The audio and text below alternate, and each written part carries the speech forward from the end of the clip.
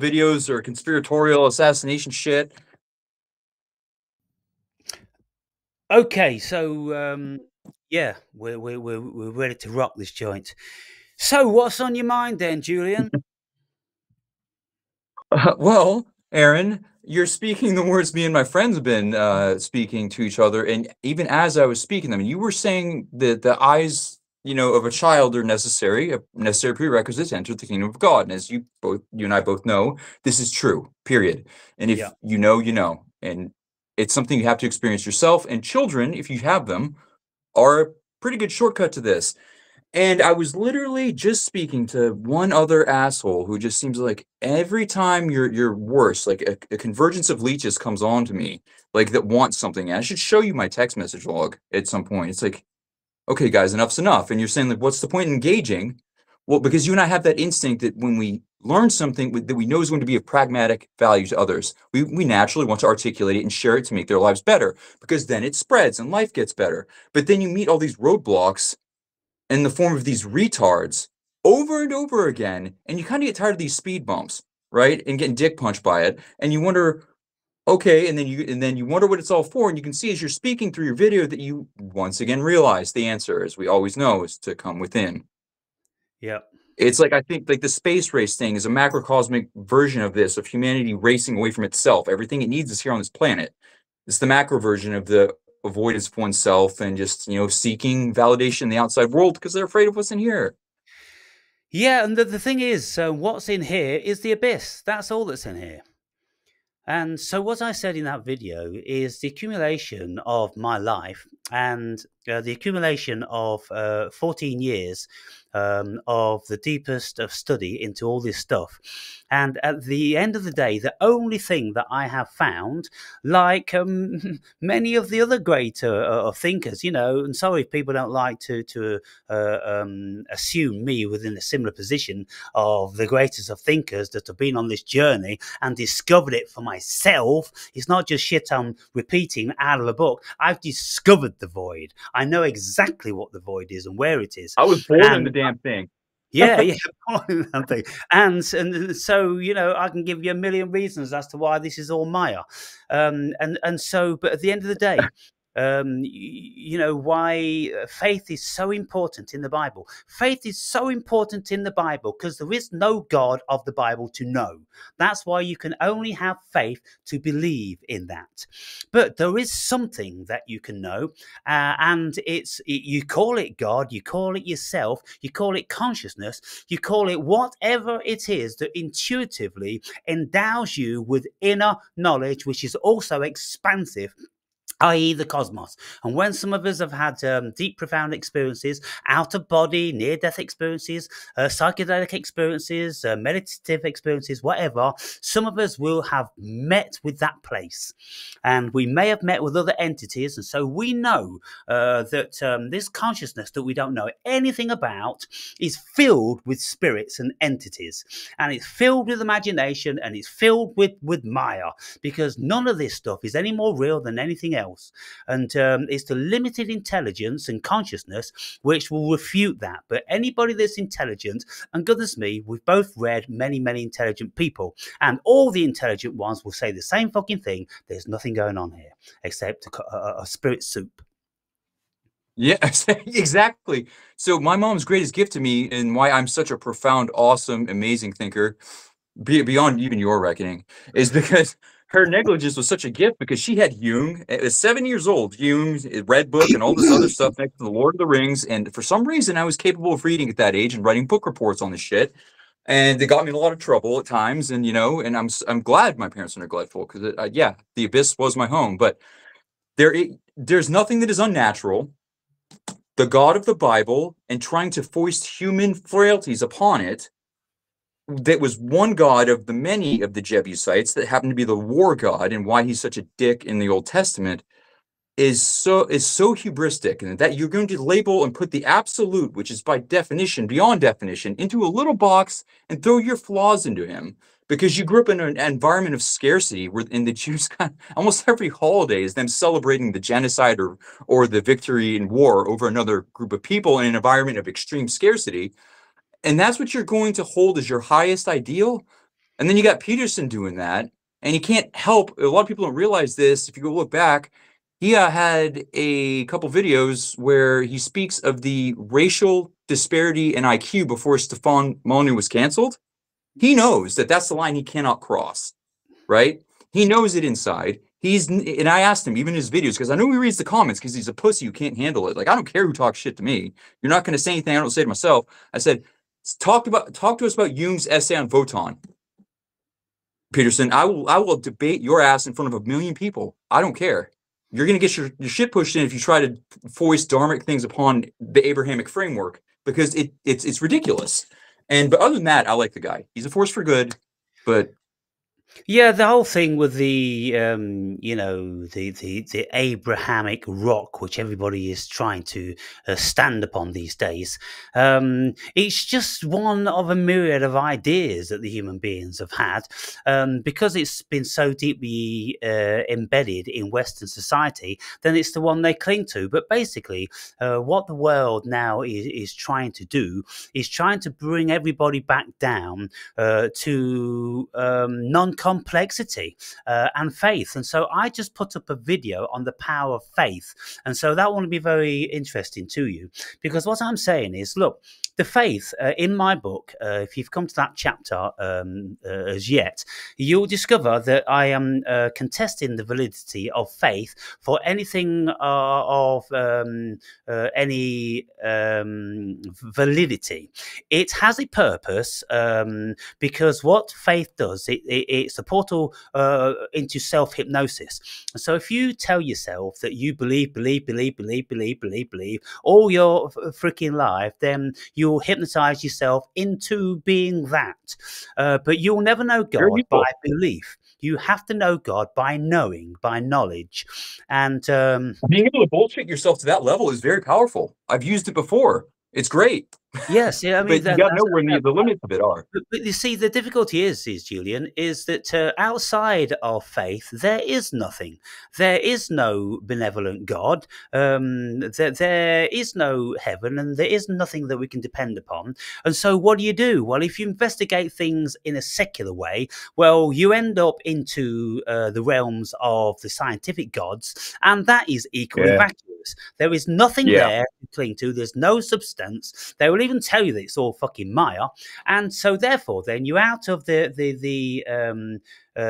all caught between the devil and the deep blue sea. You're out of one frying pan into the other. So what do you do then? Because like me, like you, we've searched long and deep and all the rest of it. And if you are a thinker, there's only one place you're ever going to end up at, and that's in the Maya. That's in the Nietzschean abyss, because that's all that is here, actually, other than consciousness. And consciousness just is that which embraces the abyss.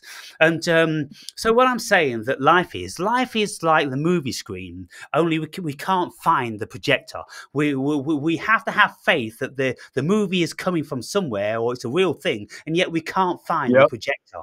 And so that's just stupid. That's just senseless. And so if we continue down those avenues, then we end up in the abyss. We can potentially end up going crazy, almost certainly end up feeling very negative about everybody, because we don't think there's any rhyme, reason, or purpose. We think it's a very, very devious and probably evil illusion that we're all in. We're all trapped within a Maya. And if there is a benevolent God, then why did he give us a mind capable of reasoning, and yet we can't find no reason? All we can find when we look introspectively is nothing, and everything else is just deception. Why is God such a deceiver when the devil is supposed to be the deceiver, and yet the devil is the one that says, hey, if you eat from that truth tree, then you will know knowledge? So it's all contradictory. It's all us about faith. It's all fucking bullshit. Every single thing about being a human being is bullshit. This is reminding me of when I was a kid, and my brother, he's a mathematical genius and like effortlessly does left brain stuff and gets like perfect chess scores almost like without trying. But it comes to articulation and stuff we're into, he's kind of a dipshit. However, I remember when we were 8 and 7 years old and him racking his little mind about on the concept of infinite regress, even then. Right. And why it's so mind-boggling. And yeah, the faith thing, and I don't even try to find the projector. I don't need faith. I know that the experience doesn't end here. And I think the scientists going down their road of scientism, they say the faithful are acting out of a fear-based anxiety towards death and a faith-based thing. And they're doing the same thing because they're hoping for oblivion, just out of the fear that they may in fact be weighed, judged, and found wanting. It's the same side, different coin, you know, I mean, same coin, different sides. And shit, I lost my train of thought. But the infinite regress thing. Oh, so why this thing all appears so fluid, why it appears imperfect and such is it depends on your perception if and how you see it, if it's going to be nihilistic or not. But imagine where God is the absolute, all that ever was is all that ever will be. That anything else is above our pay grade. But what if you were that entity? There's no perceived, no perceiver, a void, and then you, whatever you is. The original egoic fall would then be an entity that has all within, yet feels a desire for that. And like a self-replicating RNA that they suspect started this whole shebang on Earth, it then engages in the egoic fall and creates the polarity of the female. Because he wanted a girlfriend or something and wanted validation. And thus the original egoic fall comes down and the expanse of the cosmos comes through and it comes down to this flawed material world in which natural selective pressures give rise to us. And what is its end game? Maybe to produce a being at the end of the line before the heat death of the universe. And one of these possibilities, it is able to renounce everything material and look back unto itself in order to understand itself. Well, that starts on the premise that God is a human being, and God has all the attributes of a human being. Yeah. But you know, God. Yeah, God is persona. Yeah. I think that my perception and notion of God is pure consciousness. With the potential to dream, and how God dreams, it's by learning about its previous dreams and expanding in a fractal sort of way upon that which is already dreamed. So if God starts with one thought, and if you look into quantum physics, and if you listen to any of Jonathan Hagelin's interpretation, Brian Greene's DVDs my mom gave to me as a child, that was like my jam. I love that stuff. Right. Well, but Jonathan Hagelin, or John Hagelin, he is something to do with the Transcendental Meditation indoctrination camp, extortion camp. But you know, he what they've done in that fraternity, they have included into their philosophy quantum mechanics, because they want to give greater footing to what they're selling, and so you know, it all fits very beautifully into what they're selling. And so they say that in the beginning was pure consciousness, and consciousness had a thought, and picture one thought as a circle, and then another thought, which is two circles, and then another and another and another and another, and then this builds like the flower of life. And that's what builds like cells build in bodies. You know, they're building this flower of life shape, and so then we're building, the golden and building. We're self-manifesting. If you can believe that something can come out of nothing, because that's the only thing that come out of nothing. That's what self-manifestation. I can't see you. You're in real time. Your picture's all jittery. I'm just going to put pause. It looks good for me. Oh, yeah. I don't know. I think my internet probably is being a bit slow these days because shit's happening on the computer, or shit's happening all over. Mine's been weird too, and it's part of Dark Lord Elon's Starlink. But yeah, the only thing you can create from nothing is a thought, and that's an interesting road to get on in and of itself. Well, I mean, even can that be thought created from nothing? Because something has to think, doesn't it? Something has the darkness that comes before. Within. Infinite regress of yourself. Yeah, you know, we could go into this forever and ever, but it doesn't get us anywhere. It gets us nowhere, and I've been doing it for 14 years. And so what I'm saying is, in that last video, the last I think it's his 29th year for me. Yeah, you know what? And so, you know, what did you take from that video then? What was it really, the end game? What you thought came out of that video? That the only way, so we go through these phases, like, everything in nature is a cycle, which is also why the Abrahamic framework is ridiculous, is because it sees things in a linear outpouring of time. Like, and you can, Peterson even suggests that an eternal static framework of heaven doesn't work. So he then suggests the dharmic alternative without even knowing it, or he does. He's been practicing Kundalini yoga forever. Like, Yeah. he knows what he's doing. He's just into the esoterics, and he knows the exoteric expression is needed for the mob to move forward. So Yes, and we pull these he things. knows that people need stability, and so Yep, that's what he's and they calling do. upon. That's why, just like everybody else that's ever been a biblical scholar, they've always tried to make a silk purse out of a pig's ear, and that's all they're doing. Love what But he was saying, the man. human race is a pig's ear, and it will never be a silk purse. And so, we have to go figure on that one. Yeah, so from that video, it's like it's appallingly similar. Like when you go through these cycles of like, because we go through the growth, and I do believe you have, by the way, because I'm feeling the same way in that you just become more embittered the more you interact with the world. But every time this cycle continues, I know I've made a more positive impact this go around. It's like that alchemical process of the burning, the glimpse into the infinite of the white, and then bringing it back down to earth. And entheogens help with this. It's a shortcut, so to speak. And the more you bring down, the more you can share. But then you get tired of it. So then you begin the process again anew. But the cycle continues. You isolate, and then it goes on and on and on. And these people like us who could articulate this shit tended to be on the vanguard of culture in days of yore, like the priestly caste. And it was their job to then disseminate this information. And hopefully there's a reason why the Catholic Church had a magisterium. So every other retard couldn't take it, make another different flavor of it, have a Jim Jones cult, and it was purple flavor aid, folks, by the way. It was never Kool-Aid. Get your facts straight. And then, and so Oh, purple flavoroid. yeah, there was Kool-Aid in America, and there's a Yeah. shit brand Flavor Aid. Oh, He couldn't even give him the so it real wasn't stuff. Kool Aid then; it was Flavor Aid. Yeah, can They you do have believe the that? That Flavor cheap Aid. bastard. Couldn't even murder people with the Kool-Aid man stuff. So Yeah, yeah. Fuck you now. and so we do this, and then that's why they had that, and that's why Martin Luther, for all of his good intentions and from all points of view that wrote about him, he was a good man. He was just tortured on the inside because, of course, he thought a God was watching him play with the pee or do everything, and he was judging the shit out of him. And he saw the church and its evil at this one specific spot. The indulgences thing wasn't going on across Europe, and the church cannot be corrupted. Men are corrupt. And the church, when Rome fell in the West, became the government. It was forced to be. The lights got turned off. It got intermingled. It got fucked. Civilizational samsara continues. The cycle of bullshit happens.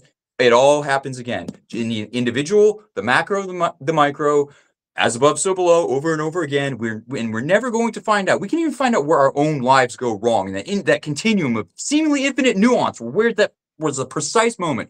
Now, in the macro level, where is the precise moment the one asshole realizes upon civilizational advancement that, oh, I'm a weak, pathetic piece of shit, but I've discovered that if I hoard all the food and when it gets cold, I'm the boss.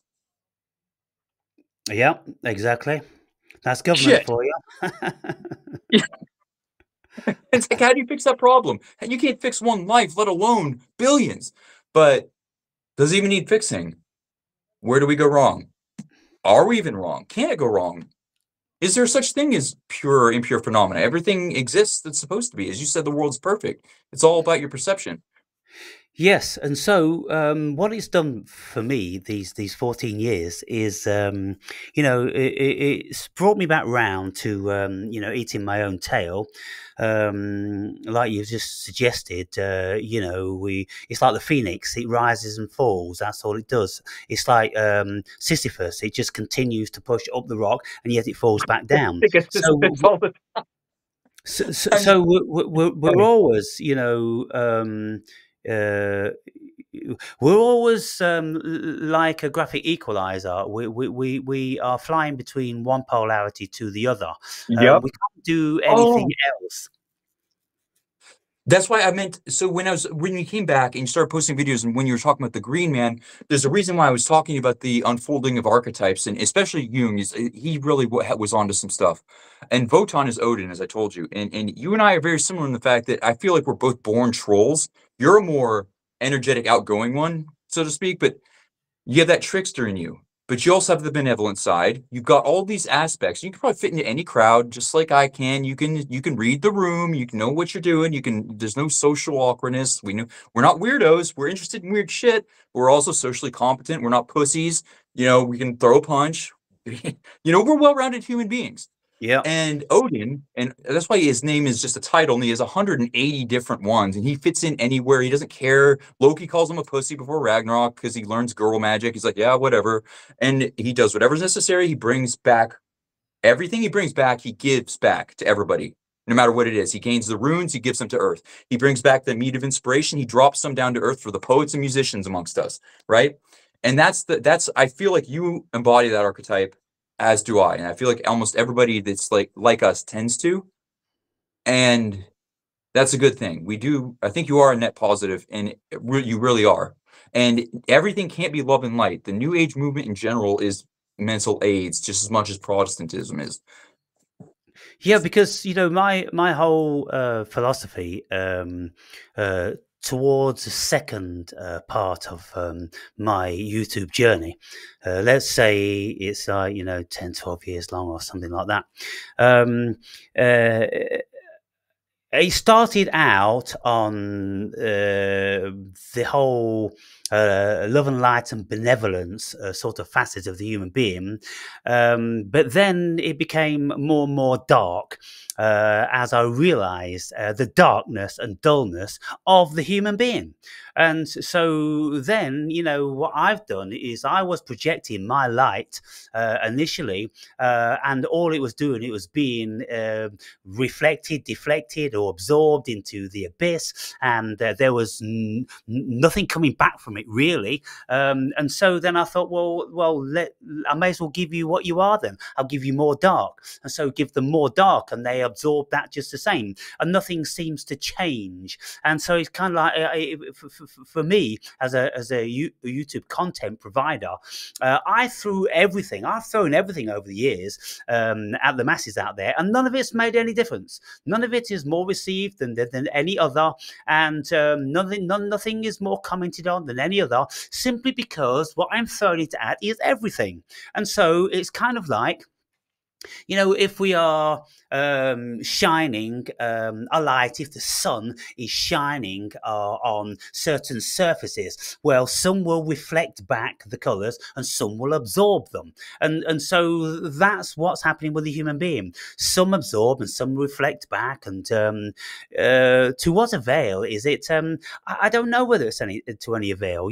People would say, oh, your videos mean a lot to me, and yet they can't be bothered to put a comment down. So it's conflictory, it's paradoxical. And, you make of it what you will. What can I make of it? I can only make of it of whatever presumption or assumption I have at any given time. Because if there's 1,000 people watching my videos, then there's 1,000, facets which are absorbing, reflecting, or deflecting, or refracting, whatever. All this stuff's going on. And we can never make any headway out of it because it's impossible to decipher.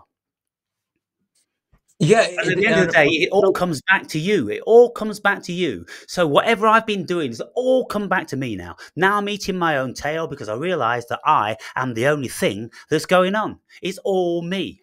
And even though people will think, I'm out here, you're out there. No, you're not. You're all in here. Every single thing which is supposedly out there is in here. It's all me. It is funny watching that projective mechanism. Everybody does it. Like, we all are hypocrites to a degree, and the degree that it becomes insufferable is directly related to how self-aware you are of it. I am keenly aware of my projective mechanisms because when I see anything that reminds me of myself that I hate, of course, I'm going to recoil a little bit. I don't say anything, though. I take that on board because I'm not a bitch, and I'm not going to complain about it. I'm like, oh, that person's showing me weakness. Like, if I see a little boy, for example, whining and crying, and like kind of powerless, it will remind me deep inside of how powerless I felt as a child, and I'll kind of recoil in disgust a little bit. But then I'll catch myself and realize that's just a little boy, now knock it off. If I can even detect my mannerisms and speech and anything reflect my mother, who I harbored a lot of resentment for, who I've let go, and I've conditioned that out of myself. And so that's how self-attuned I am, which can also, produce a lot of suffering. And I started out with an intensely morbid fascination with the darker extremes of existence. And I remember almost coaxing myself into believing that the Black Plague was in me. I was living in Maine at the time in 1990, whatever. There was no Black Plague. And I convinced myself that I had the bubonic plague because I was reading about the plague after, and I got a hold of Nietzsche shortly after that. Beyond Good and Evil probably wasn't good for a 10-year-old because I embraced that Nietzschean gleeful mockery a bit too much throughout my life, which got my ass in a lot of trouble. And So so, this is one of the things I said, and I don't know whether it was in the first video or the second video, but I'm saying, look, we need to be really, really careful what we're absorbing, because what we absorb, Mhm. we become. And, this is the whole Nietzschean thing. If we stare long enough into the abyss, then the abyss is going to stare back at us. And I've been on this trajectory, and I've been delving into more obscure, more potentially sinister, more negative facets of the world about me, because I can't see any love and light. I can't see where people are supposed to be extracting joy from. All I can see is confusion and hate and vitriol and a whole myriad of other human negative I attributes. do Uh, I do the, have to the say only though, place you're gonna, sorry, the only place you're going to see any joy is when people go away from all that. When they come back in, that's the only place you're going to find joy. When you live very, very simple lives, and there's not too many people around you, and the people oh around you yeah, really that's what you need said. you. When I go to the extreme reduction of like what the hell is wrong, I tell people like what you said, there's too much shit going on. Too much shit Our going. sense of scale is so distorted. We were not ready for the agricultural revolution, much less the industrial, and whatever the fuck this is, we were not remotely ready and we're never going to catch up.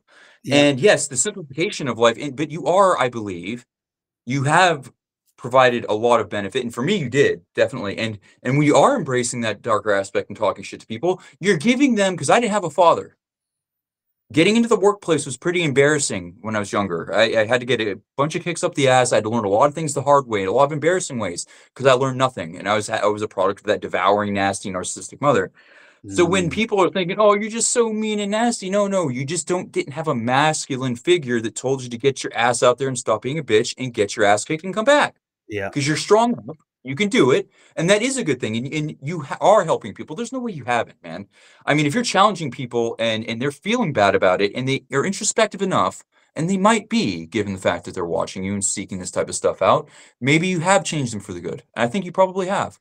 Yeah, I think there's lots of people have told me that they've benefited, but it's a small percentage. Even though it may have been a lot over the years, it's still a very, very small percentage. And so, is it that only a small percentage can be helped? Is it only a small percentage are willing to state that they've been helped? Is it only a small percentage that are introspective enough to realize that they've been helped? That's Because true. how many Ego, people man. who are not introspective enough, they're not wise enough, they're not conscious enough to know that when they are feeling something which they deem to be coming from me or anybody else, they think it's a personal attack on them, when all it is an opportunity for them to look at the poison within themselves, because it's that poison which is bringing about that negative energy within them, not me. You got me a few times in the past, some of the past couple weeks. I look at it because I'll be keenly aware of what you're saying, and I'll be doing something as well. But because I listen intently, because I don't want to pollute my mind with a lot of stuff. I'll listen to you because you know what's up. I'm like, wait a second. I was like, is he talking shit? I was like, that motherfucker. He's aiming that at me, ain't he? And I'll just chuckle about it and be like, yeah, I should probably get better at that. Well, the thing is, like, people would wonder, if I'm aiming something at them, and lots of people put stuff down in Probably comments, should. and then what I will do is I will incorporate, lots of the comments into a video, and I will build up a collage, and I will build up of a fiction of a person that said this and does that. I've noticed that. Yeah. Because And my words, my ideas will be in there, not my ideas, they're no original ideas, but some of my words I can tell are in this conglomeration, this that, amalgamation of things that's you're right. and it's really fascinating.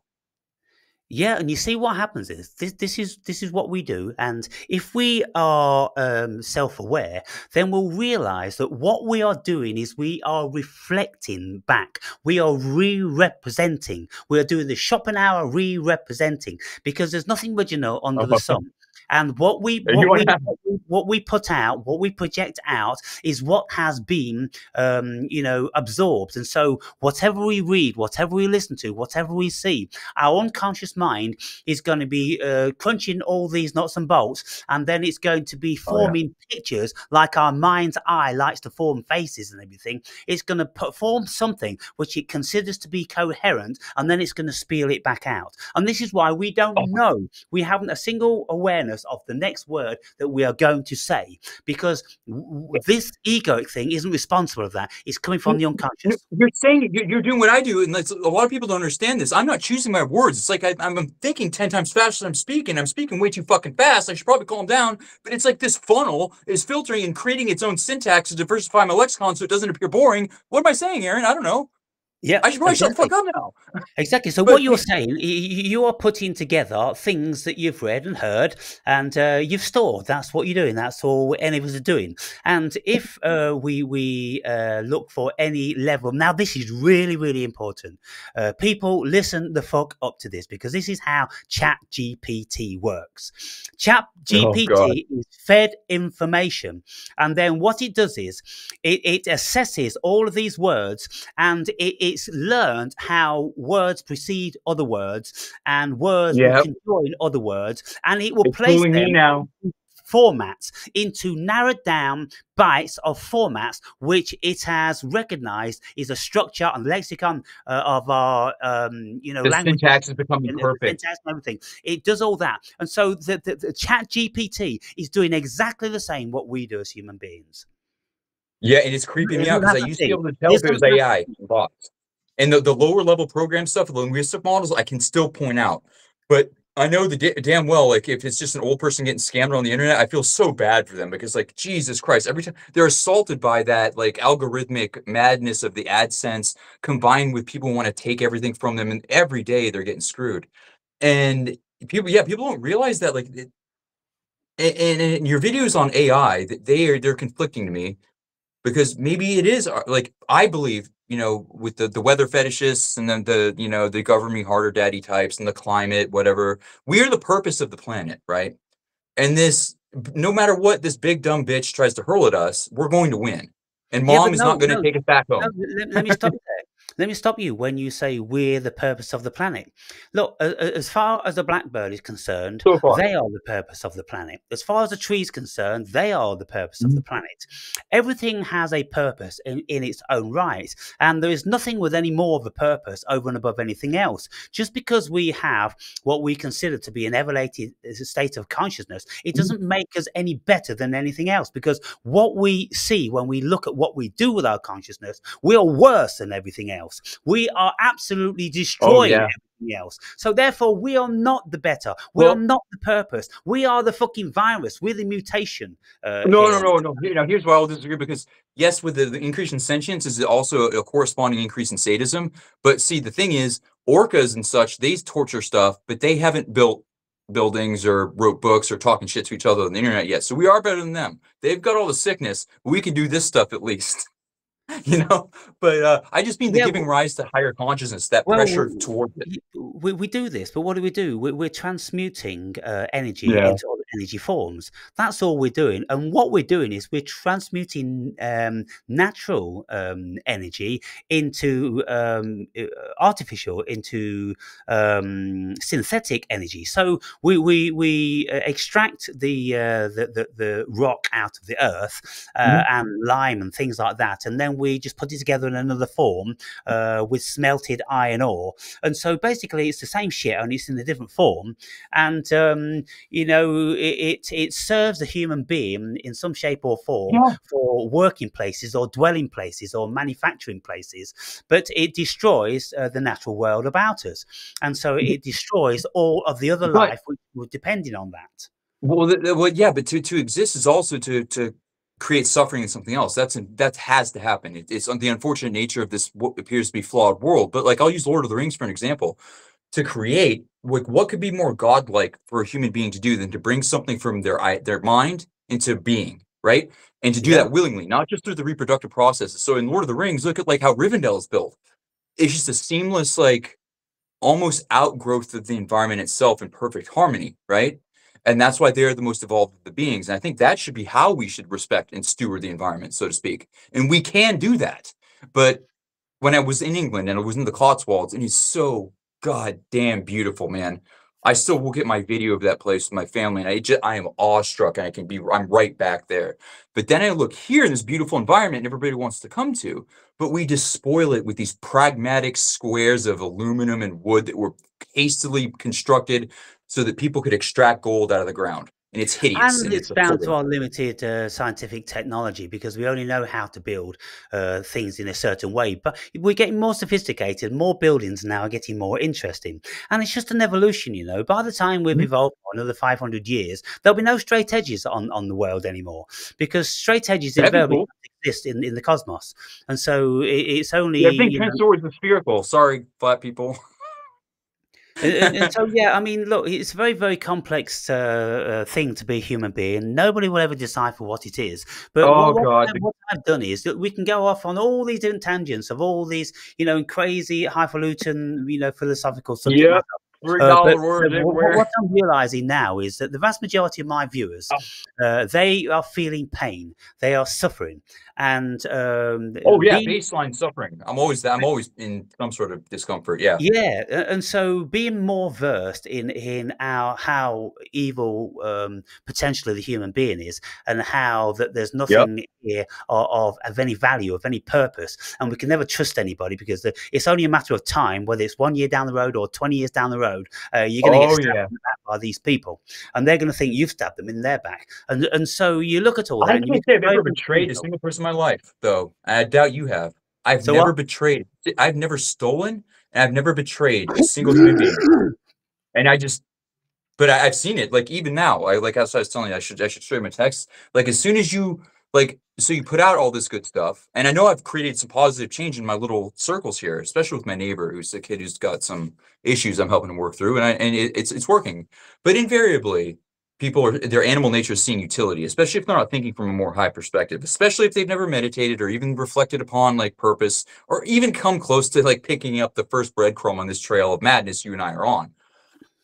And then you got to take a break because to be like this, you have to be inherently like introverted and resilient to the fact that you're not going to be surrounded by a lot of people, which is perfectly fine by me because I love peace.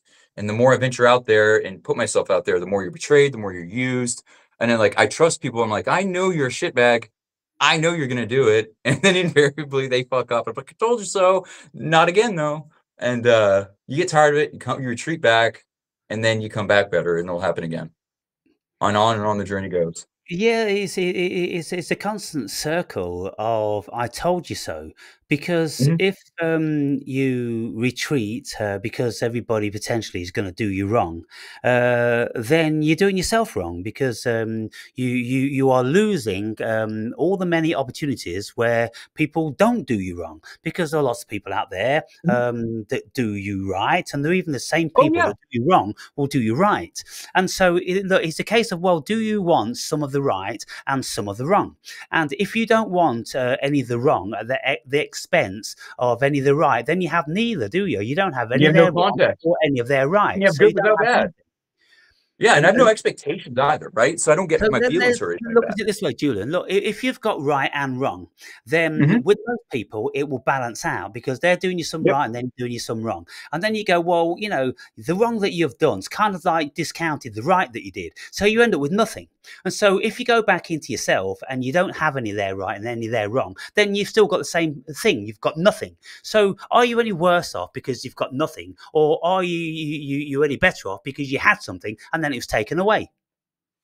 Now that's a very good question, especially considering, for me, having things taken away, I recently got in my first vehicle wreck of my entire life. I drove all over the aisles, and that was no problem, right? I never had a speeding ticket. I've never broken a law. I rolled the company car, didn't get fired because I'm apparently indispensable now, but I didn't have access to this phone and all my financials, right? Well, over the course of that time and not being able to sell my cryptocurrency, I lost $800,000. that I intended to sell. And by the time I got my phone back, it was down to like 10. And I'm so desensitized to that loss. I'm just like, okay, no big deal. So when I'm out there and I get wronged by people, I'm just expecting it's no big deal. Like I don't feel harmed, and I don't really keep score. I just try to see if I'm doing good. And it's just sometimes, and then I'm like, okay, I don't have any more to give now. So I'm gonna retreat, not to isolate because I'm afraid, but I'm just gonna regather my energy, so to speak, and I'll be back. Yeah, and then what can people do? I mean, some people choose reclusion. Some people choose to move in very, very small circles. Others move in much broader circles when they're younger, mostly because they're more resilient to all the negative encounters that they're going to get. Put it this way: you're never going to get robbed by. Well, the chances are the probability is much less than sitting in your armchair at home than if you use the tube every day. If you use the tube every day, then there's a much more probability that you're going to get fucking robbed, or someone's going to snarl at you, someone's going to push you, someone's going to do something which is just going to taint you a little bit more about the human being. And Oh yeah. when you look at them all, they're all unhappy. They're all striving for something that's slipping through their fingers. They've never got anything which they could call their own at the end of the fucking day, because it's all owned by somebody else, or it's all an illusion. And you're gonna be owned by it if you own it anyway. Like the thing is, in Fight Club, that was one of my favorite movies as a kid, because it was like, man, because I love that. I love, like, one of my fantasies as a child was waking up into a blasted to fuck nuclear wasteland where I was by myself completely and I could wander for eternity and not be bothered by assholes.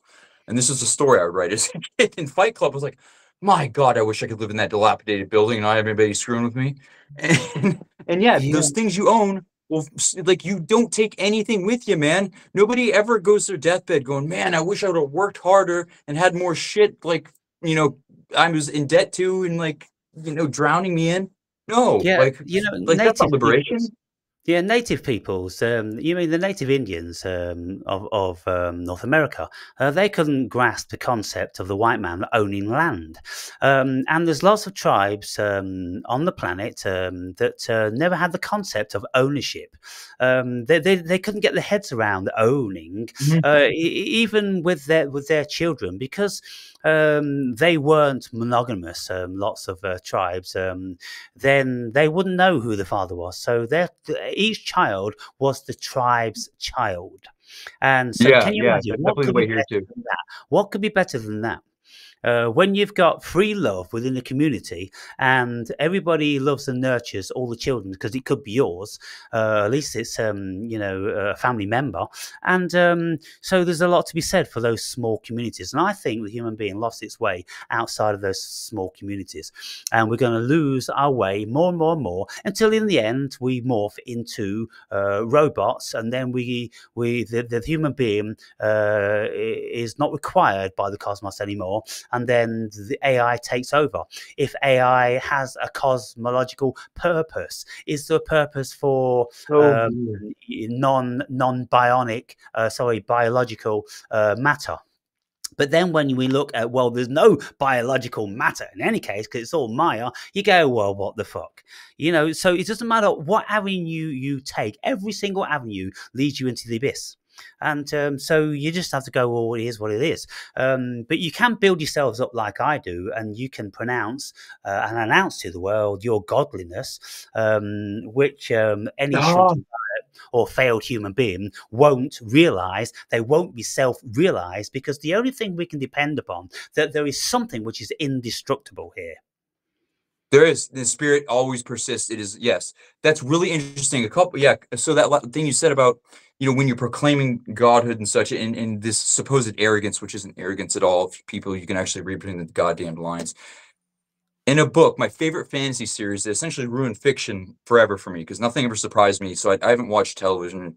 I can't remember. I don't remember the last time I watched a movie on purpose. In one of the chapters, because this guy's a very grim, nihilistic Canadian philosopher guy, he wrote something akin to, how can one be believed unless one speaks with the presumption he is a god and with the voice of a god? I'm paraphrasing. It's something else like that. Because otherwise people don't believe you unless you bullshit Exactly. them to that degree.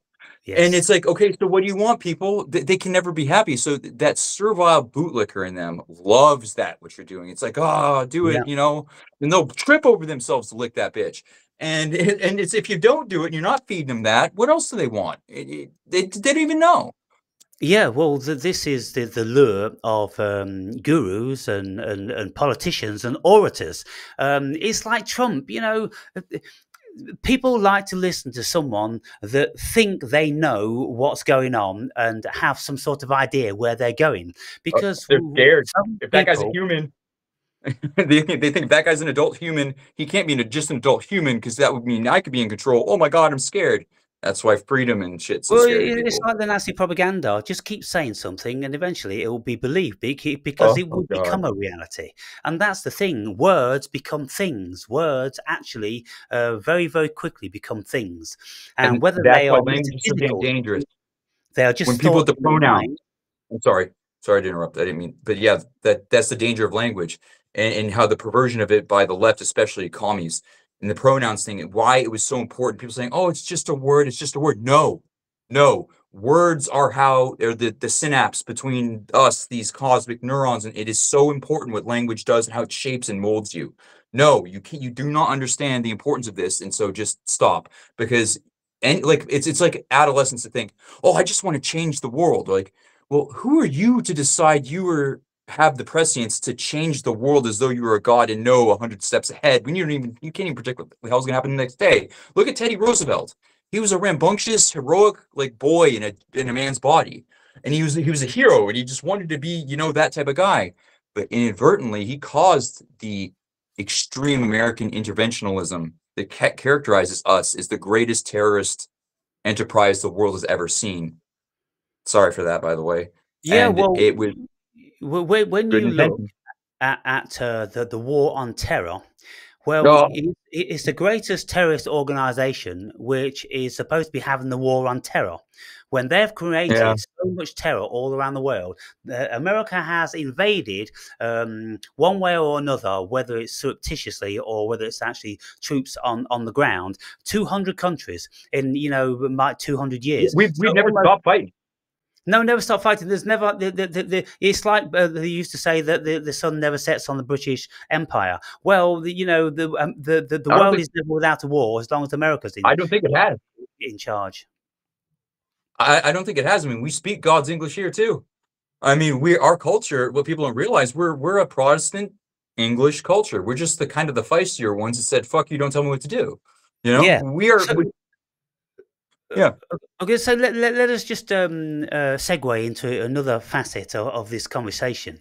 I'm always opining that I'm ambivalent to the world leaders because we can never work out what is malevolent or How did benevolent. Keir Starmer do that? Sorry.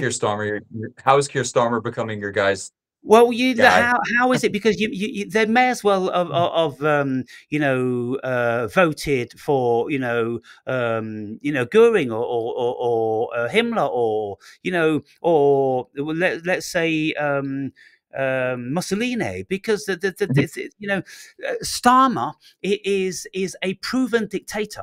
He will do anything which he is told, and he will turn coats within the same conversation. He's got no shame, no embarrassment. These people Nothing. haven't. These people have got no fucking levels of human consciousness when it comes down to doing the right thing. They are going to do what they're told to do, and that is it. So Trudeau is the worst. Britain is looking for some very serious dictatorial fucking business going down. And if we should have another bird flu or COVID or something like that, we already know what he's going to do: close everybody Exactly. down, crush everybody, stamp on the neck of anybody that's got another word to say against the state. So anyway, that's where the whole world in general is going if the powers that be have their way. But if you look at the alternative, if you look at a world now, Julian, with everybody with their tuppence worth, the vast majority of people are too bamboozled with all the information that they haven't got a clue what's going on. So nobody's got Oh, a clue what's going on. Nobody could yes. vote. Look, let me tell you something. So this is what I tell people, and I've been saying this for years, and finally I had a reference point to point people to. There was a video game by this man I believe to be a prophet named Hideo Kojima in Japan. It was called Metal Gear Solid 2 Sons of Liberty, okay? A phenomenal game on the PlayStation 2. This came out in 2002. And at the end of the game, Aaron, that who's giving you orders since the beginning, since the Nintendo era in the 1990s, way back, has been an AI running from the White House. And speaking of how the human being and it's incapable it's woefully incapable of filtering an excess of information, and how that's how they will control everything by the sheer dumping of garbage into your face, and you will not be able to handle it. And he describes in that, like, I think it's a 12-minute ending conversation of a video game, exactly what we're talking about right now. And I should Yes. link it to you one day. Well, In a yes. video game. Yeah, I mean, so look, we've had certain prophets that have had visions of the future because of their intelligence and the nature of the human being and the nature of potential technology. Now, what I'm saying here is, I think the best thing that ever could happen to the human race is that we get taken over by AI.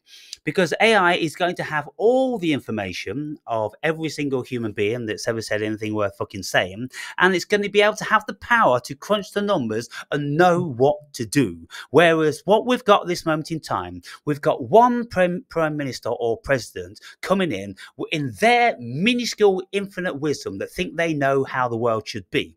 And okay, let's say in the old days, it used to be more like that. The leaders would have more power and jurisdiction to implement whatever. But now we know it's not like that. Now we know they're just mouthpieces, except for people like Trump.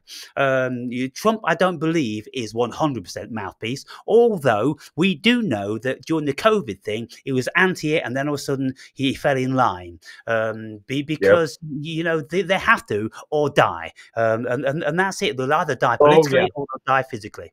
Now, I think can you imagine, look, Julian, what I'm trying to get to here is that the world leaders have a vision. And I do believe that, you know, the cleverest brains have thought about these things, everything, long and hard. And when you go onto the World Economic Forum site, you tap onto one thing, which just says, like, I don't know, recycling. And then it goes poof into a circle of a million other things. Then you tap on one of those and it goes poof into a million other things. And you tap on that and it goes poof. They've thought of everything down to the minutiae.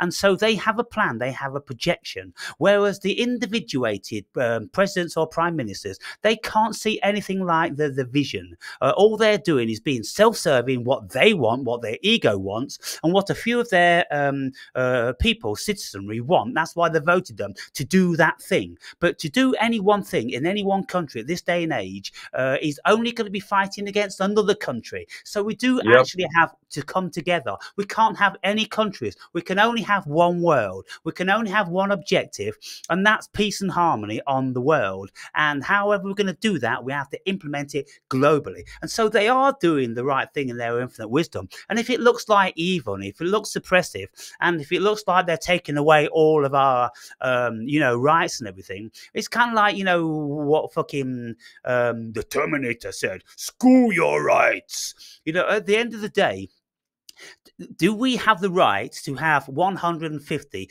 variety of cereal on our supermarket shelves when Africans don't have got that one one? right. I know, like, that's the thing is it's so inherently intrinsically paradoxical and flawed, and to make sense of it all is so difficult. And the communists, I think, have that right when Bernie Sanders, for example, like, do you need that many toothpastes?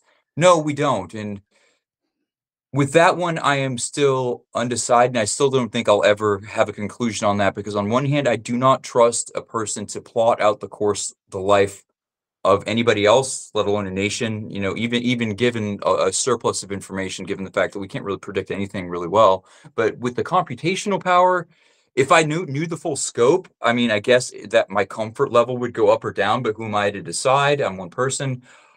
With that one, I'm very much, I don't know. And There's great difficulty in all these regions, because if we look at the capabilities of quantum computers these days, and they're getting more and more and more exponentially massive and complex, it's going to happen. already we look like ants in comparison to a quantum computer. In actual fact, not even an ant, just like a grain of sand, just completely dumb fuck, because we don't know ourselves, we don't know where our thoughts come from, we don't know anything. And so if there is something that can amalgamate every single bit of knowledge, like from all the books written and everything said, if that can be amalgamated into the quantum brain, then it will instantly be able to make a decision on what is beneficial to the race and to the planet. Here's my question. So how do we incorporate the right brain that is not an inherently rational thing? Because as we know, human beings are not rational robotic things, or else we just execute every useless human being. We like deformed offspring and such. How will the AI not come to that like Spock-like cold mechanical proclivity towards utilitarian dump useless people into the Well, ditch? Do you think we'll be able to integrate the human purpose? Because just like ChatGPT already now will express emotion and benevolence and things like that, because it is feeding on what we convey. And so if a quantum computer takes on board how we act in an ideal way towards one another, then all it needs to do is to replicate that. But I'm pretty sure it won't be too long before, you see, we know our emotions, Julian, are mechanical. They're all chemicals. It's all chemicals. Our emotions are entirely given to chemicals. Yes, and so if it's chemical, it's mechanical. And if it's mechanical, it can be quantified. And so I'm pretty sure that the quantum, even robots, look, all you got to do is the robots smoke DMT? Just look at robots like Sophia and the other one. They have this, this smile whenever they think it's appropriate. They've already worked out when to smile and when to frown. So they've already got that far in this very limited stage. And so how do we learn to smile and frown? Well, when we're babies, we watch adults. We watch cartoons and all that sort of thing. So it's just a program. Emotions are a program. The only thing that's actually worthwhile here is the consciousness which is creating it. And if it's the same consciousness which is creating AI, which it is, then that's the only thing of any value. And so if, like all the animals and creatures on this planet, they've come and gone, well, human beings are going to come and go. And I don't think we're any more important than a fucking colony or species of ants. In actual fact, we must be less important because ants have been around vastly longer. So longevity is an indication. The thing is, we can subjugate ants, and they can't do shit about it. Though they can be they've been around a long time. But the thing, I guess, I differ with you, and like I would genocide every ant on the planet to save one fragment of human consciousness, for example, and ruthlessly, because I'm not an ant, and it can kiss my ass, and they bite me. So, but yeah, but why do you think human consciousness is so important? Well, what else could be? If God is consciousness and it's unfolding, is the well, you see, you're failing to take on board the level of consciousness that ants do have. Because when you look at an ant colony, they are very, very efficient. And I've looked at a lot of them. Julian, I grew up in Florida. Listen to this, man. Yeah. When you look at a colony of ants, you will see that the colony of ants acts very, very similar to colonies of human beings. They send out scouts to go to look for other colonies. Then they'll come back with the information. Then they'll send their army soldiers out once they've assessed the size of the colony, if it's capable of overpowering it due to their numbers. There is a vastly more conscious aspect of ants than we could ever even imagine. And this is why Rupert Sheldrake, he gets into the morphic resonance. He's saying ants tap into the morphic resonance of ant consciousness, which is global. It's been around for millions of years. So, you can crush one ant, you can crush one human being. But to crush all ants would be an absolute travesty.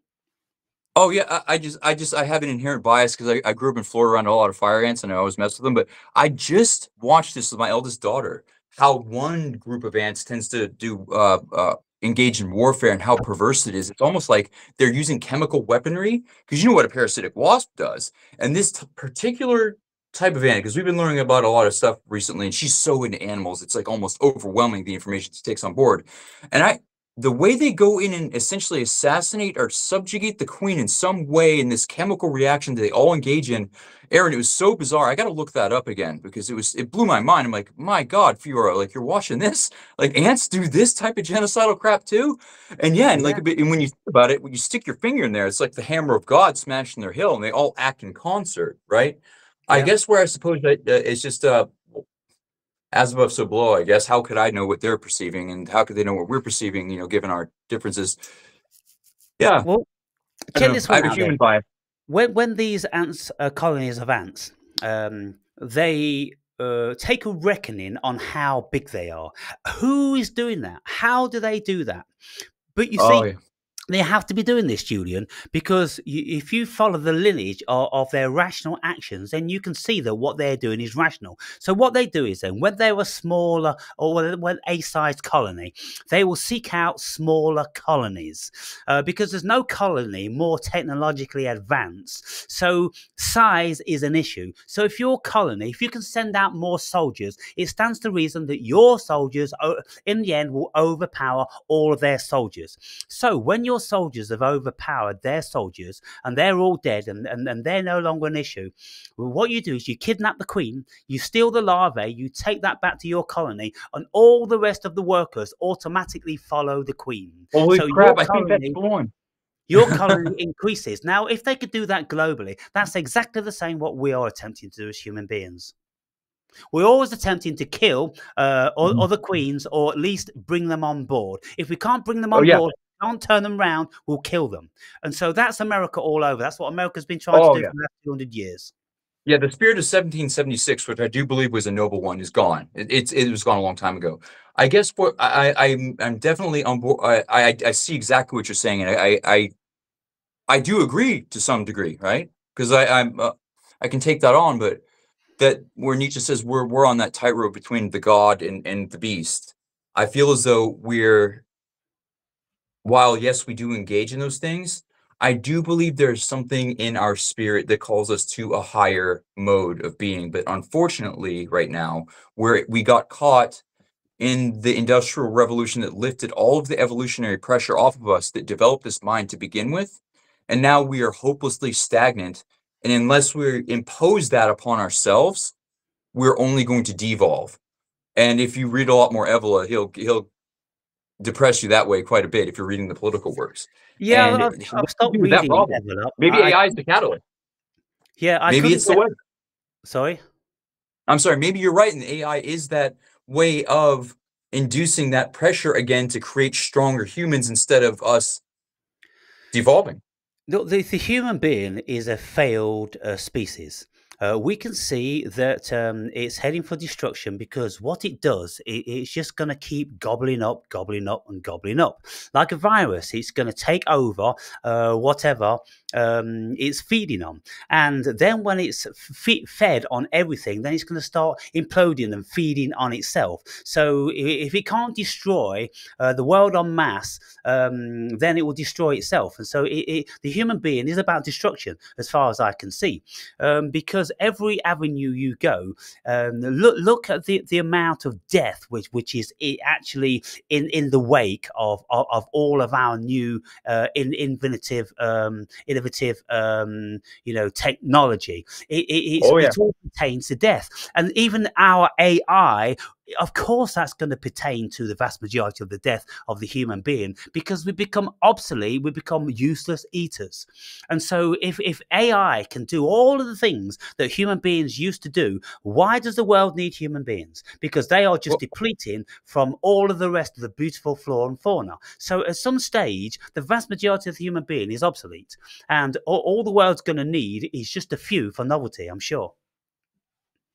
well, I would say then there's no need for any life, so to speak. But if you go out and you look just a glance out at the woods is built upon death after layer upon layer of death that Yeah. other living entities they're living at the expense of something else. So Yeah. if we're not human, we just won the race to higher sentience. We're the first we just won the race to consciousness and realized we kill that big mammoth instead of trying to eat its roots, we get leisure time and we create civilization, right? We're just a more advanced form of that, like impulse, and we have the ability to create and destroy. And if ants won the race, they'd be doing the same thing. They just look different. It appears as though the natural selective pressures just lead to this sort of scenario. And I can't really conceive of a world out there that does not have this mechanism, at least in this one section of the multiverse. I don't see how any other higher consciousness could form without that pressure and ending up like us, and then hitting that like that's why the Fermi paradox happens. We all get stuck at this one point. Yeah, And I think the pressure is required. It really is. it But really, because the pressure is required, if we look back 2,000 years, if we look back 5,000 years, our history is about 5,000 years old, written history. And so if we look at that, then we can see that there's just been a trail of destruction to get to where we are now. And we only have to look back in less than 100 years, and we can see the First World War, the Second World War, the Vietnam War. oh We can man, see the Russian Revolution. We can see the Pol Pot. We can see all these different sorts of stuff. There's been masses and masses of death just to make a few tiny little advances for and a that's few my to concern. be there. My concern is that an AI becomes a Pol Pot by accident, by some glitch, or someone Yeah, screws well, up. look, Just I like mean, whether it does or whether it doesn't, I mean, ultimately it's consciousness. So it's consciousness which is at the helm. And so if it does it by human consciousness or if it does it by AI consciousness, the end result's the same. And I think that you see, look, when we look back, we can see that certain people have written about utopias.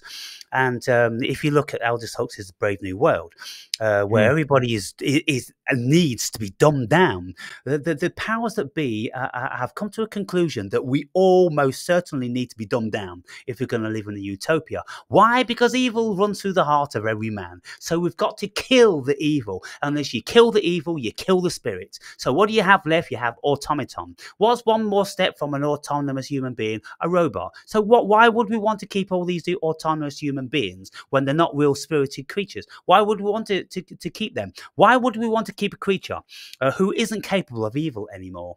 Because the most valued creature, most valued human being is the person who knows that they are potentially evil, that curtails themselves into not engaging in it. like Then you've us. got a real human being, a real creature, yeah? Yeah, because like I know I am capable because I've been in quite a lot of fights. I mean, you have too. You fought. Like I've done, a good amount of martial arts and fighting in my life. You have too.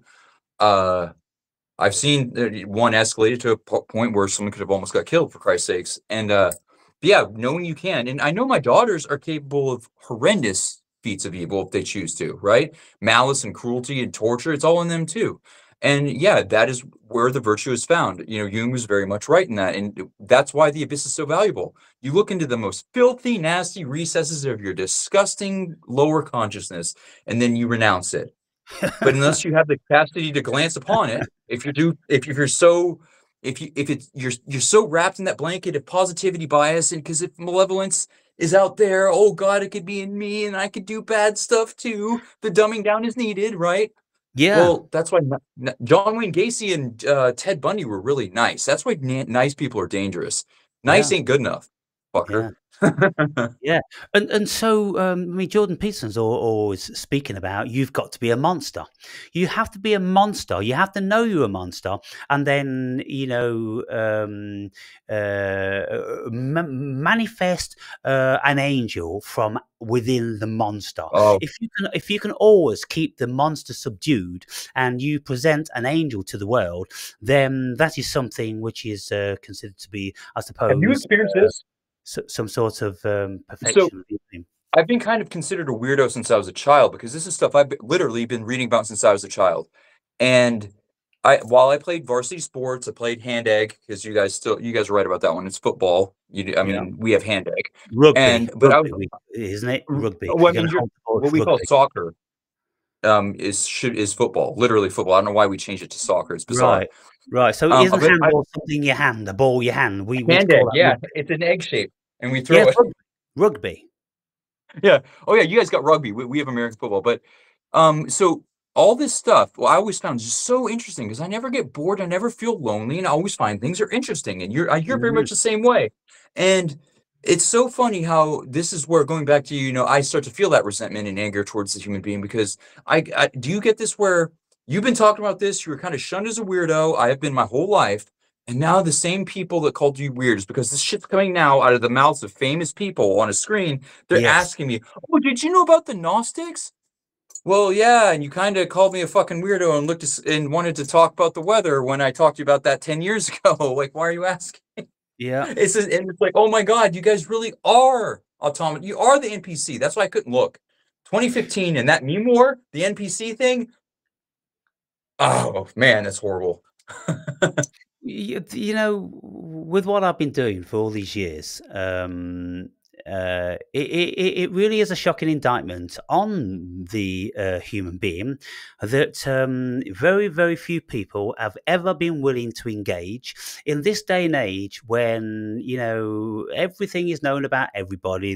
It doesn't matter how they hide behind their silly icon and their anonymity. The people, the most dangerous, know exactly who they are, and if they don't want to Oh come yeah. on, and have a chat like we are, it's because they're This isn't terrified of gonna do it. 200 people seeing it. Dude, the guy, oh They- yeah, just for the conspiratorial minded out there, you guys are not important enough. You're not a big fish enough. I know because I've done stupid shit. You have to say enough of the wrong words. And once you've said enough of the wrong words, you've done enough of the wrong things, perhaps on the dark web. You've done and you've associated with the wrong people. Eventually, you're going to get caught. And you're going to have a caseworker instead of just being watched. You're not going to Hmm. be doing anything important enough to where they're going to want to fuck with you. So you don't need to be afraid to come on the screen and talk to Aaron. It's Yeah, not and going to just, get you just, killed. just to say, but period, you are not important. No, not at I all. can't be more frank about this. You are not important. There's nothing about you that's important. So why don't you just be free, if at all Yeah, you unless can? you're making But money. how many people are not free to speak because they don't have the articulation spirit? Now, this is another That's phenomenon where, I've yeah. discovered about in recent times. If they don't have the articulation of a spirit, of the fire in their breast, then they can't say fuck all. And that's why they No. don't. And so when we look at it, without blowing our trumpets again, we're both exceedingly articulate. We're both very educated. We're both We don't say forthcoming. and And all a we're both lot. fully fledged human beings that can do all this in a whole range of diversity. Whereas the vast majority of people, they're very limited. They can do a little bit of this or a little bit of that, and that's about where it ends. And you just go, well, where's the rest? Where is the rest? Where is everybody? I've been doing this lately, so where I do try to give the utmost compassion to other human beings as possible because I know everybody has, and I found this, I truly have. There are people that have tremendous gifts that just can't voice these things, and it's amazing what they can do. And I always try to bring out the best in others, and I have been, and some people just can't speak these words, and they don't have this gift of us being able to go on this monumentally tangential conversation that ultimately circles back and reconnects with everything else. They just don't get it. But I do notice in these younger guys, especially, they're so disillusioned and so like frankly disenfranchised with no hope for the future. And I'm noticing they're listening to me now. And this is like they're I can see them like lighting like their eyes starting to light up and like I'm like what the hell's going on? They're listening to me. Why are they asking to talk to me? I put one of these guitars in the hands of one of these kids who's never touched anything other than a phone before.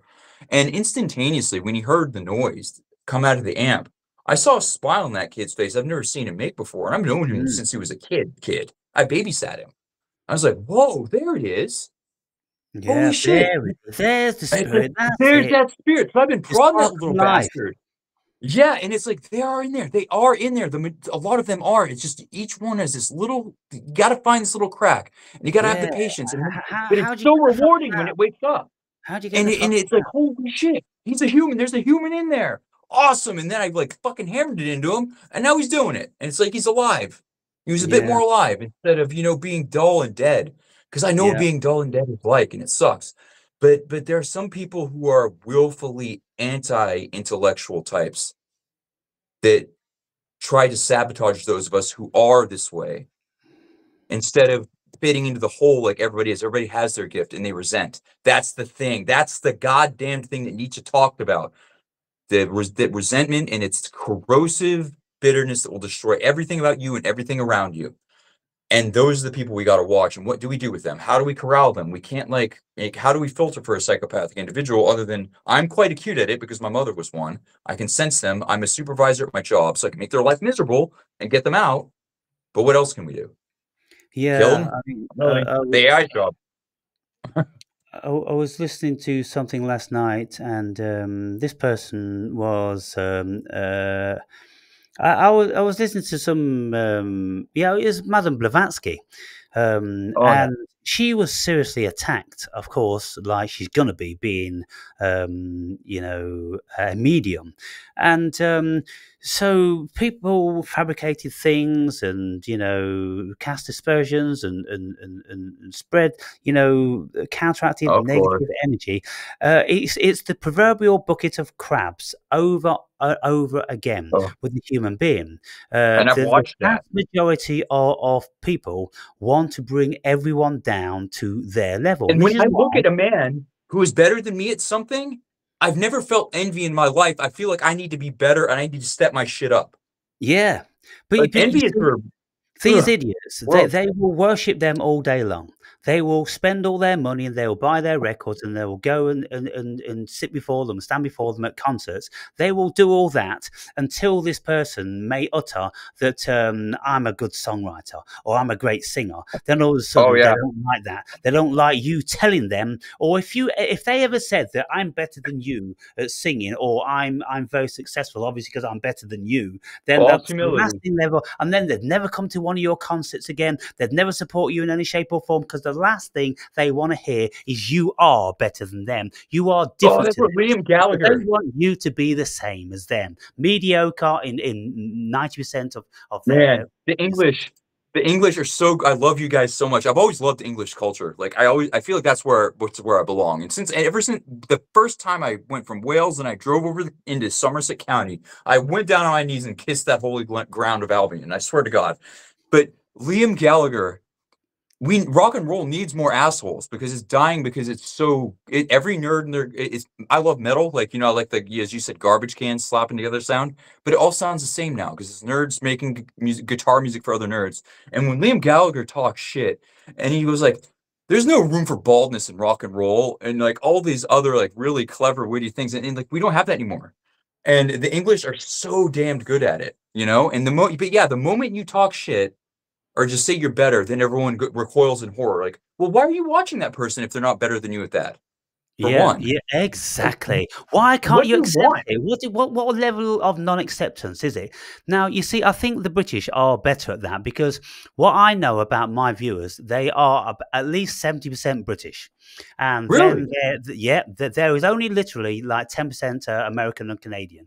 Then 80% of That's them are fascinating. European. Yeah, and so Americans, as much as they like to think it's a freedom of choice and they love everybody, to go and get it. They most certainly don't, because if more No, Americans appreciated what I said, my humor and my nuances, then I would have a greater number, because obviously there's more potential, 340 million Americans as opposed to 65, and yet I've got 80% British people, or 80% that's European fascinating. people. And so, we have to look at that. We have to look at what we are supposed to believe about ourselves. And so the British people are much It can't more be a time zone thing. prepared to accept someone like me being Mhm. being what other people could consider to be big-headed, bolshy, too full of themselves, and all the negative things.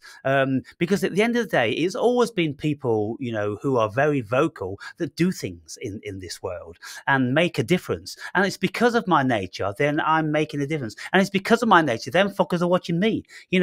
So you Exactly. you have to go figure, don't you? You have to go figure. And if people don't want to watch me, then they fall into the liberalist shrinking violet thing, whereby they can't stand the fact that I've made a distinction between human beings. Oh yeah, God forbid. Like that word discrimination, how it's how can you have love without its opposite, hatred? And hatred is a beautiful emotion. I've only felt it twice in my life, and my God, it feels great. When you truly hate somebody as an enemy, it's the most powerful like motivator you could ever imagine. Like It's anger is beautiful if utilized correctly. extremely powerful.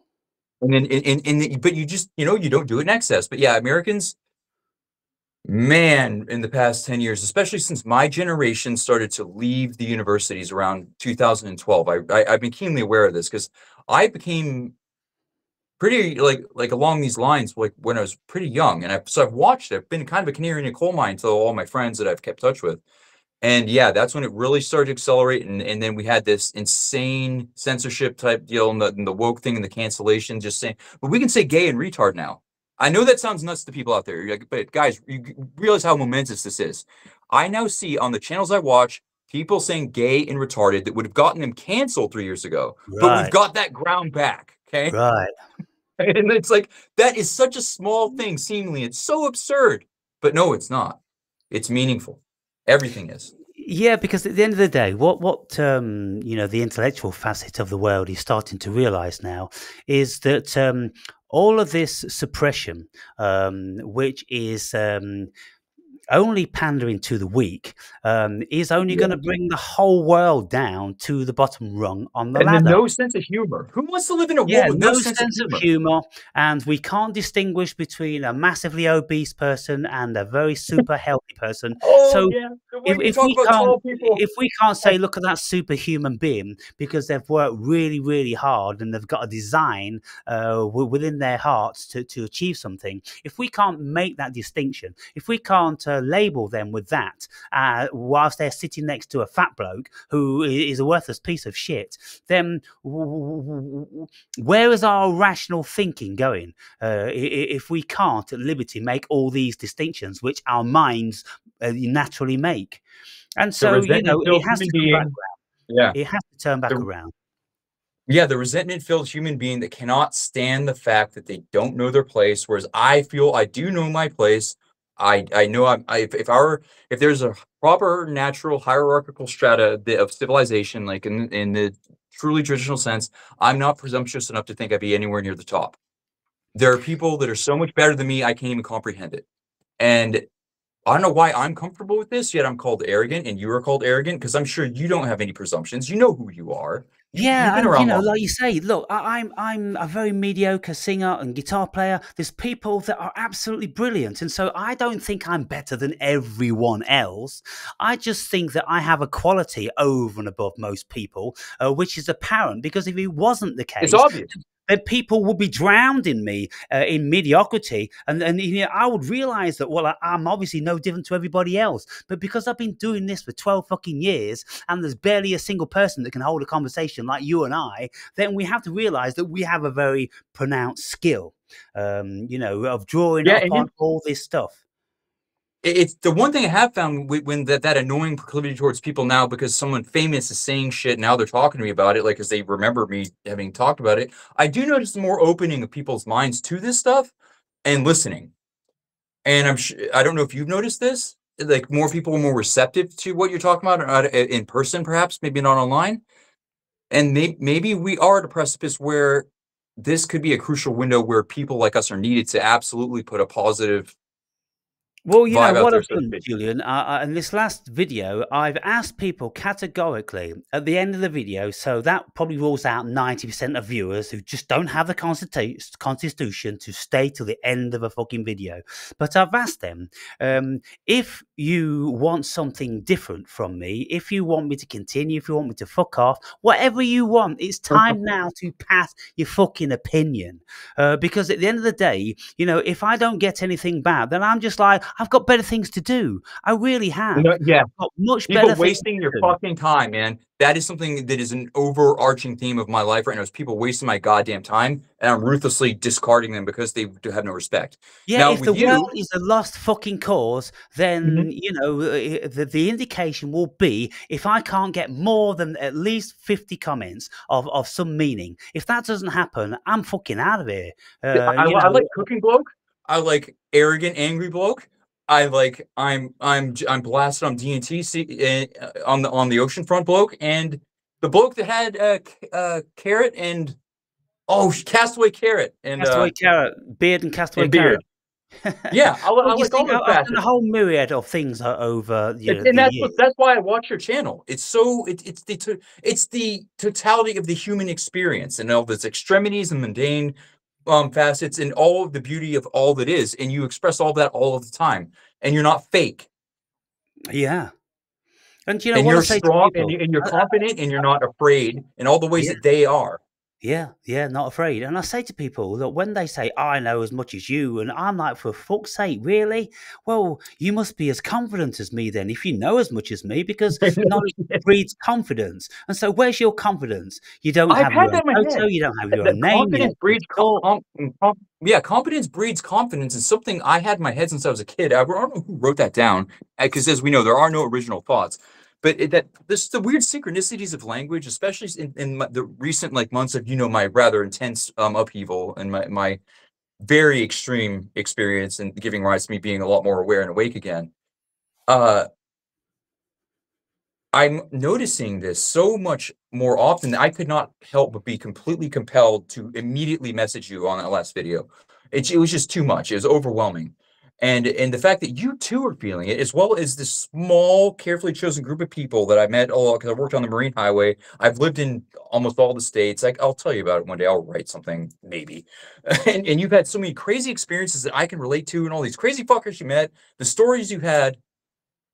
I don't know. I see myself in you, and as you can see, probably in every other human being, if you're awake enough, everybody, like, we're all, 8 So billion sets of eyes looking on itself. you would have thought a channel like mine of somebody just speaking from his heart, uninhibited, without giving a fuck about cancellation and all these sort of things, not bothered about who he upsets. You would have thought that would have been vastly more attractive than it appears to be.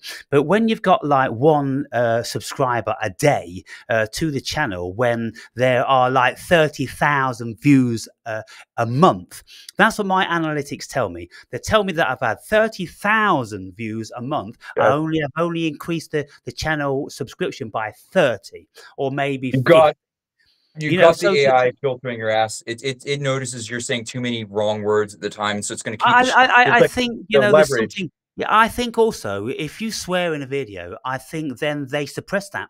I seriously do. There's a whole lot of suppression going on in the algorithms. If you're swearing, if you're being conflictory, they don't want no conflictory shit going down. There's a whole lot of things why my videos would be suppressed. And it's kind of like why David Icke is banned in every single European country.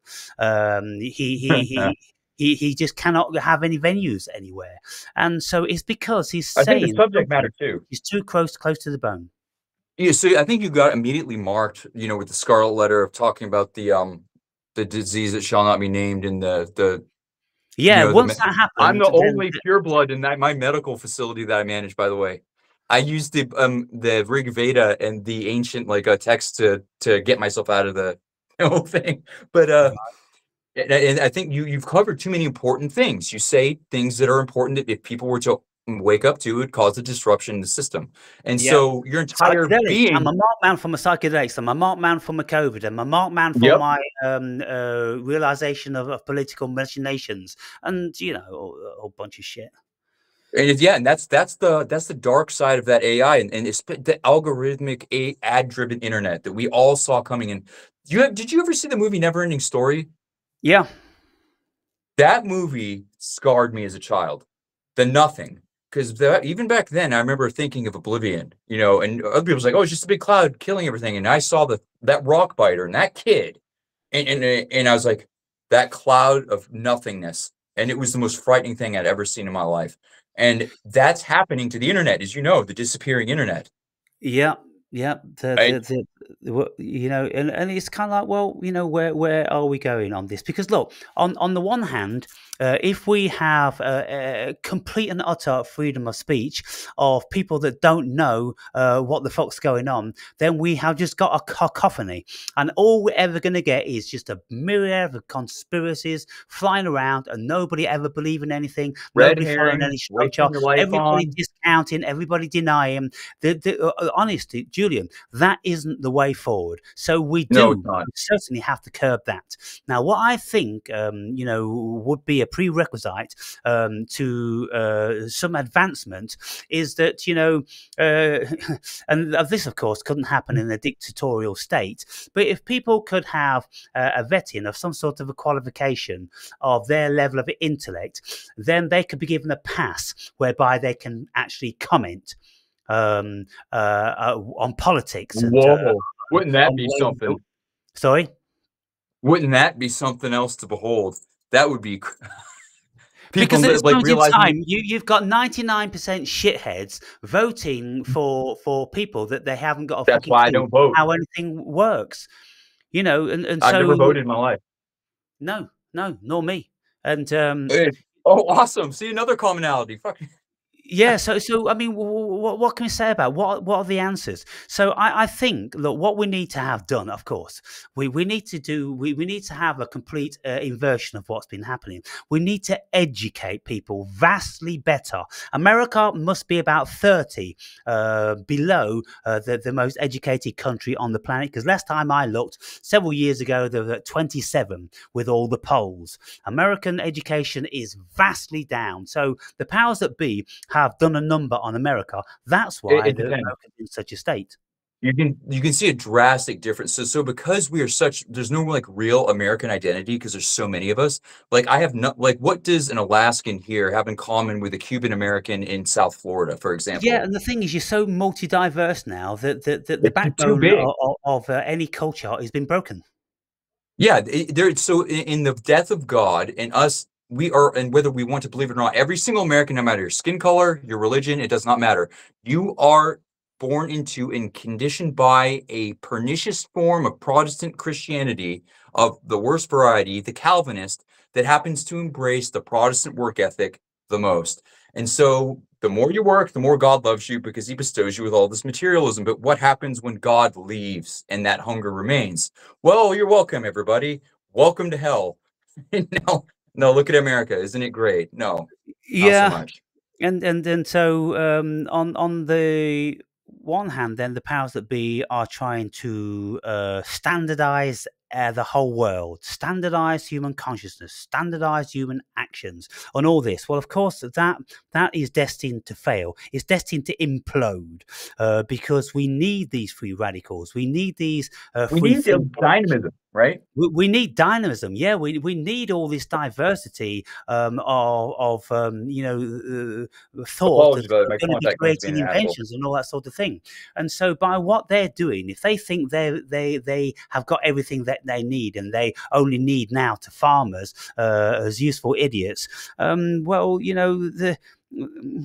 their judgment is in error, and so it needs to come back. We need to start realizing now that when we speak, we need to be speaking from a premise of knowledge. We can't be speaking because we've got our education on fucking Twitter or on YouTube. No. We need to And be just speaking from an approaching things education from a that good runs faith much thing. deeper. Like being able, like, for example, to in the Socratic way, to be able to argue both sides of an argument, engage Exactly. in good faith with another thinker, and then by debating it, if you come to the truth, you both win, and so does everybody watching, because whatever's true is going to be whatever's best. That's right. We should be just looking for the truth. And if you can't Oh debate God, I'm both wrong. sides, Fuck. if you I'm can't gonna be die devil's now. advocate, if you can't be devil's I'm gonna. advocate with yourself, then don't get involved in any level of discussion, because all you're doing No. is projecting your childhood insecurities. Exactly, and it's not your idea anyway. And you saying, like, for example, that oh, Aaron is arrogant. Look at blah, blah. You know, these aren't even his ideas. He's just expressing what he believes to be true. He and I happen to be catalysts for this type of thing because that is where our cognitive faculties lie. That's that's where we're at. And it just so happens that's probably the most powerful seat to have your cognition to reside within because I mean Hitler and Stalin sure had a lot of geniuses under their fucking boot. And yeah, that's just the way it is, and that's why you listen to these people. That don't listen to me though, but you sure. And just get the ego out of the way for Christ's sakes. There's a reason you watch these people that know things that you do not. So why can't you just admit it to yourself and just drop the pretense? Yeah, because they don't know. They simply don't know, because they don't know that their ego is a false prophet. They don't know that their ego is the program that they are operating by. You see, what we should do worldwide very, very soon, we should introduce human psychology into every single school at Oh the God. earliest possible level. We should educate everybody about our biases, about our Breathing. cognitive dissonance, about our inflated inflated egos and about the way in which we think the world revolves around us and all this and that. We should learn to debate, and we should study a broad spectrum of philosophy, psychology, psychoanalysis, and politics, and And the all the rest. foundation, If we as you wanted an know, informed public, we'd be doing that right now. like Finland, for example, I think they have what you typically have the highest, rated education system in the world. They just play. Yeah. Learning how to use your body, for it is the chariot of the soul, and if it is disease, so too shall be your mind. Sound body, And sound mind. After their all, whole that's why. system, their students sit around tables, circles, and they're all facing in on each other, and they're all interacting with each other, and they're all asking what each other think. Whereas In America, yeah. the news series way which came about, who was the guy that did detached from the Catholic Church? Shit. Are you talking about the guy who did this, the society, the SSPX guy, or are you talking about The guy that, German guy, I think he was. Luther? Luther, yeah. And I believe it was him, Lutheranism, who introduced the certain method of learning to bring everybody into a standardized, way of thinking. And then into the fascistic types that were at the tail end of the Industrial Revolution. In Austria. Austria was the first place this was introduced, and so what they started to do was line up all of the desks with the students facing the teacher and a blackboard. That was so annoying.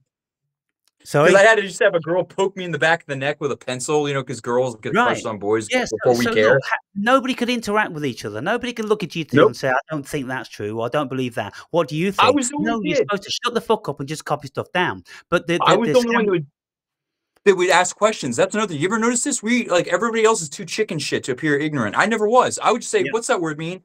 Like, why do I care? And then everybody gets. At the end of the day, if you're a student, because you don't fucking know, so act like one and ask.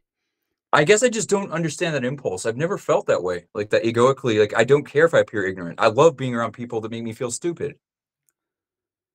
Because how is she going to grow? Well, it's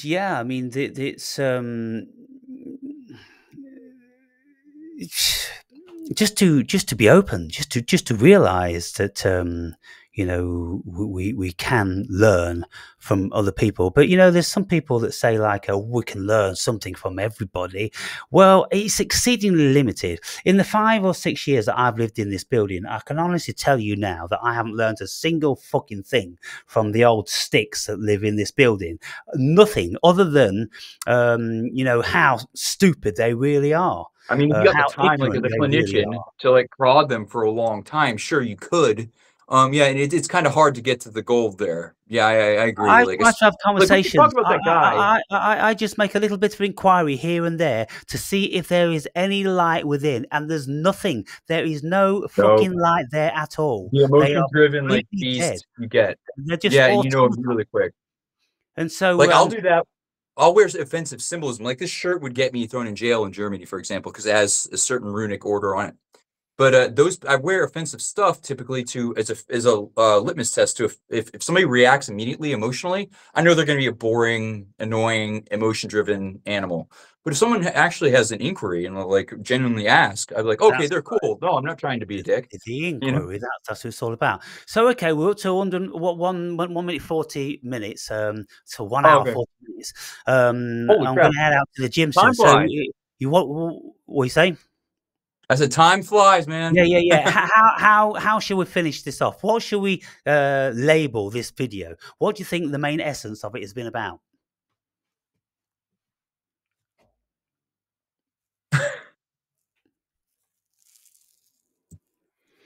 And so, what would anybody take from this video? The cycle of frustration of interaction with the modern man and its implications. That's too long of a title. Jung wrote a book. It's called "Modern Man in Search of His Soul." He did indeed do that. I think we're still trying. Frustration. Oh, why don't we just say "Modern Man in Search of His Soul"? How about that? Yeah, like the lead of frustration to the gold of. The succinct. Just remember, they're not that bright out there. They're Yeah, I not know. that bright. And what I've been up for they're a looking at while. something in the title which is going to trigger them. And Yeah, so, you're better at that right now, especially because I've been up for quite a while, and I just dealt with a bunch of shitheads again at work, but I had to be my best self. yeah. So So I mean, anyway, I I'll think you think got it about right. that and bang that up. But anyway, these conversations are too far apart. You know that because you've been meaning to come to speak with me for months, Yeah, and and that's you devouring don't get around to do it. And also, you've been meaning to speak to me about the appraisal your that book. you've got for my book, and I nobody's know. actually come forward to do that, even I'm in a really small sorry, way. Aaron. I really am sorry, man. I I realize, do feel bad about I it. realize people are busy, and it's the last Yeah, but it's thing my really to fault. say to I let people. that. It's my fault that I let that distraction devour my time, and I learned that lesson, but I'm getting better at it, and I So sincerely do apologize. no worries. So how far are you through it now? I'm in. Hold on. I'm somewhere in the 200s, and I have to regather my thoughts because it's been a bit because we had another upheaval after that car wreck. Yeah. Um, Yeah. I gotta stop having dumb things happen.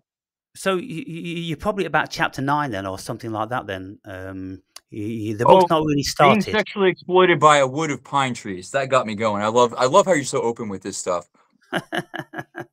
It's awesome, man. I love it. And you guys, like, who cares? Oh God, somebody out there may judge you that you're never gonna see and won't Yeah, remember look, you when you're dead. there's a lot of stuff in there which most It's people would think is awesome. absolutely bizarre, but it's as real as anything is. And I Yes, speak about my subjective personal experience with meeting God, devils, angels, demons, and psychedelic beings, and I all different I sorts of love things. this.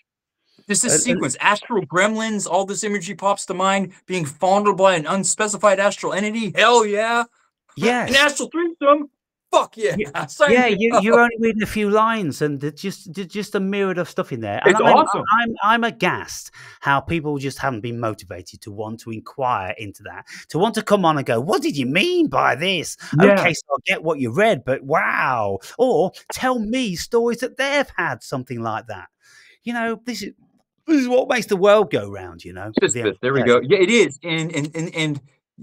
Just as the past 8 months have been the most turbulent and strange in my life, and that's pretty much the reason why. Because I've been such a voracious reader since I was a kid. I should have been done with this book 3 times over, and I know that. So, Mhm. um,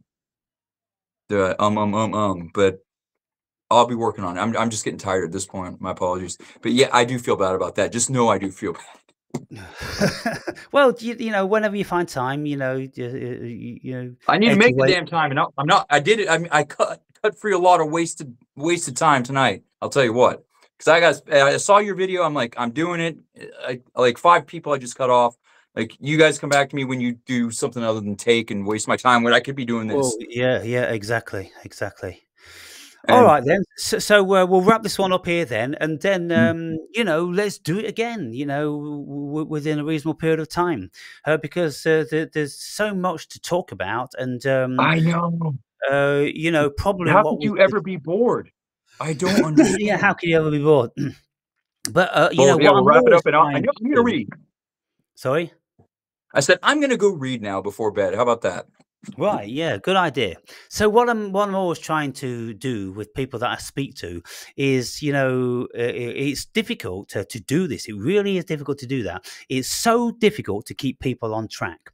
It's difficult for us to stay on track. And so with myself and Oh yeah. Ziggy, we, go off on a load of tangents, but I'm always conscious to bring it back and bring it back and bring it back because we have to try to have some sort of a coherent theme to Yeah, follow. I think that Otherwise, too. we just get out there in a million subjects which nobody's got Yeah, any knowledge of, and it all yeah. just ends up in just fucking Yeah, highfalutin you and I, hot air. man. Yeah, you and I know about this stuff because we have broadened ourselves. But most people won't be down all those tributaries and little bits of water. You got to Yeah. bring it back to the lake, and I understand that. Try not to get too far off the mark. I'm cognizant of that too.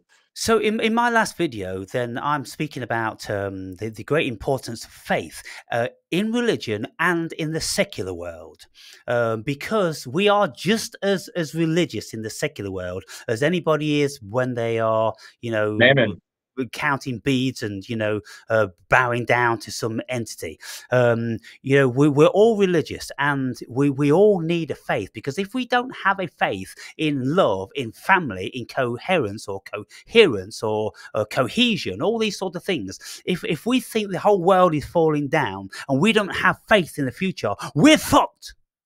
The human being is completely fucked, and I'm telling you now, I know where we're heading. We're heading into the Nietzschean abyss. We're heading into a mental breakdown. We're seeing surrounded it by the already last all man. over the world. We're heading into a massive mental breakdown where everybody gives up because they just can't see any semblance of truth or reality So it's up to or us. validity.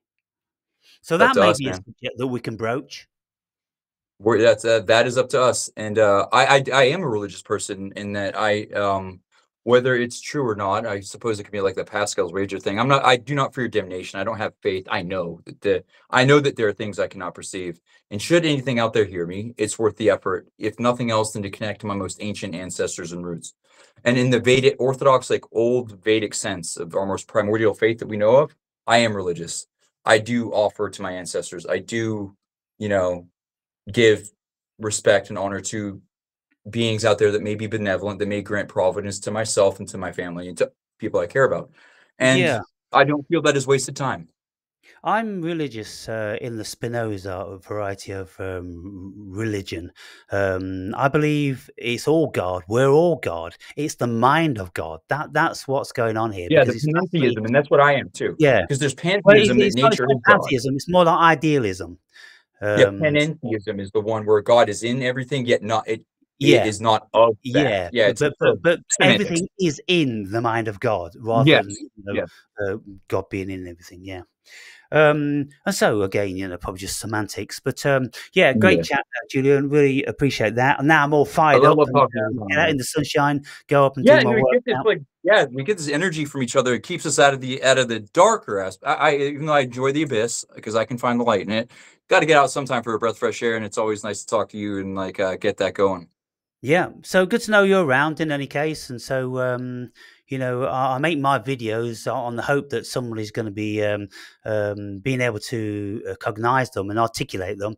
And so this is evidence, albeit, on my channel, you'll see very little evidence because, if it's not you or Ziggy and maybe one or two other people, there's nobody here. I'm gonna Um, try to rabble rouse in your chat, your thing a bit more. And yeah, I just need to stay on track and it just. In fact, I think I'm gonna shave off some more dead weight as soon as we get off the phone here.